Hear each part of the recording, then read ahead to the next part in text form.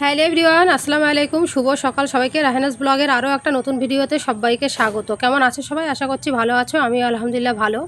তো আজকে সকাল থেকে প্রচণ্ড রোদ, জানো তো, যেমন রোদ্দুর তেমন হচ্ছে গরম। মেয়েকে দিয়ে স্কুল থেকে যাচ্ছি হাঁটতে হাঁটতে বাড়ির দিকে, আর ছাতা নিয়ে নিয়েছি মাথায়। এত পরিমাণে সকাল থেকে ঝলমলিয়ে রোদ, আর মানে সকালের রোদ্দুর যেন আরও বেশি গায়ে লাগে। তো এই জায়গায় একটু ছায়া পেয়েছি বলে মাথা থেকে সরিয়ে দিলাম ছাতাটা।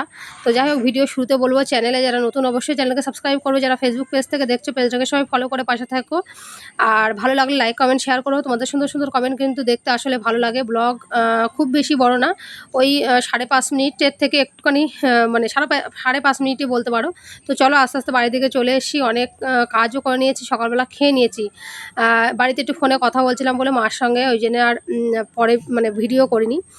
বাড়ি এসে ভাত খেয়েছি। কালকে রাতে না আমি হচ্ছে ভাত খাইনি, ওই জন্য খিদে পেয়ে গেছে। তো এখন ওই ভাত বসিয়ে দিয়েছি, জামাকাপড় কেচে নিয়ে এসেছি, খাওয়া দাওয়া করে এদিকে রান্নাবান্না যা করব তাই হচ্ছে সব নিয়ে নিয়েছি। এদিকে বরবটি, আলু আর ভেন্ডি একসঙ্গে ভাজবো। আর ভাত তো ওইদিকে হয়ে গেছে, নামিয়ে দেবো। আর এদিকে বাইরে দেখো কত মানে রোদ, বিশাল পরিমাণে রোদ্দুর, আর তেমন গরম, থাকা যাচ্ছে না, এত গরম। আর এদিকে আমার সর্ষে নিয়ে এসেছিলাম বাড়ি থেকে, সাদা সর্ষে আর কালো সর্ষেগুলো ফুরিয়ে গেছে, শেষ হয়ে গেছে খেয়ে। আর এইগুলো হচ্ছে অল্প অল্প করে 2 রকম দিয়েছিল আমার মা। তো তার থেকে এই সাদাগুলো না ধোয়া হয়নি, তো আমি আজকে ধুয়ে দিলাম কটা, আর অল্প কটা রয়েছে, একদিন ধুয়ে দেবো। আর এই যে ব্যালকনিতে এত পরিমাণে তোমার কি বলে রোদ, এখানে পা দেওয়া যাচ্ছে না, পা পুড়ে যাচ্ছে একদম। আর আকাশটা দেখো, এত সুন্দর আকাশ, মাশাল্লাহ মাশাল্লাহ, অনেক সুন্দর। এত ভালো লাগে নীল আকাশে যখন ওই সাদা মেঘগুলো থাকে না, অনেক সুন্দর লাগে। চলো রান্নাঘরের দিকে রান্না করব। আর ভাবছিলাম যে কুমড়ো রান্না করব, আর 2 পিস মাছ আছে, ওটা ভেজে নেব। কুমড়ো আমার খুব একটা ভালো লাগে না, আমি কুমড়ো ভর্তা বা তোমার হচ্ছে ভাজা বেশি পছন্দ করি রান্নার থেকে। তো আমি আজকে একটু নতুনত্ব করে রান্না করছি কুমড়ো। ছোলা দিয়েও কুমড়ো রান্না করলে ভালো লাগে, কিন্তু বাড়িতে ছোলা নেই বলে শুধুই রান্না করব। তাই আমি ওই আলু দেবো একটা, তাই সেই আলুটা নুন হলুদ দিয়ে ভেজে নিচ্ছি। আর কুমড়োটা শুধু এমনি এপিট ওপিট করে একটু লাল লাল করে ভেজে নিয়ে তারপরে তেলের ওপরে দিয়ে যেরকম মশলা টশলা দিয়ে রান্না করে ওইভাবে রান্না করব। এতে করে একটু খেতে আরও বেশি ভালো লাগবে। আসলে নিজের ভালো লাগে না তো, ওই কারণে একটু কায়দা করে রান্না হচ্ছে।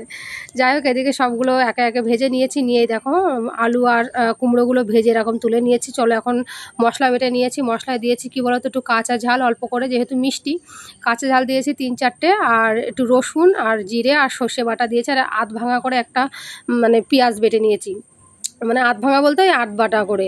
তো এখন ওই যে কড়াইতে তেল ছিল, সেই কড়াইতে আর দুটো মাছ ছিল, মাছ দুটো ভেজে তুলে নিয়ে এখন দিয়ে দেবো একটু ফোড়নে, তোমার 5 ফোড়ন।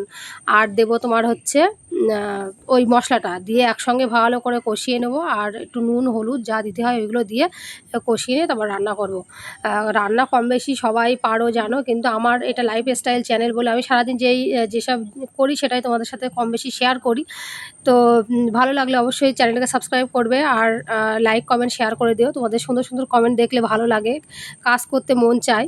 তো মশলাটা ঢেলে দিয়ে তারপরে তোমার হচ্ছে একটু নুন দিয়ে নিলাম, নিয়ে আমি একটু হলুদও দেবো, দিয়ে একটুখানি পানি দিয়ে না তারপরে তোমার কষাবো, নইলে গায়ে ছিটে আসছে। আর এদিকে মশলাও পড়ে যেতে পারে। ওই যে পাত্রে রেখেছিলাম ওই পাত্রটা ধুয়ে অল্প করে একটু পানি দিয়ে নিলাম, নইলে গায়ে ছিটে আসছে। আর আমার হচ্ছে রান্না করতে গিয়ে সারা হাতে মুখে কোথায় নেই তোমার হচ্ছে পুড়ে যাওয়ার দাগ। ওই তেল ছিটে এসে লাগে, মশলা ছিটে এসে লাগে, মাছ ভাজতে গেলে তেল লাগে, এরম করে করে সারা জায়গায় হাতে পুড়ে যায়। মুখে এসে তেল লাগে, গরম তেল, মানে এরকম হাতে তো দুবার দুবার করে প্রচণ্ড পরিমাণে পুড়ে সেই জায়গায় ঘা হয়ে মানে মানে ছাল টাল উঠে এরকম অবস্থা। তো চলো এদিকে তোমার হচ্ছে মশলাটা ভালো করে কষিয়ে, দেখতে পাচ্ছ একদম পুরো হয়ে এসছে, ঘন হয়ে এসছে। আর ওই যে ভেজে রাখা আলুটা আর কুমড়োটা দিয়ে নিলাম। খেতে অনেক ভালো হয়েছিল গরম গরম ভাতে।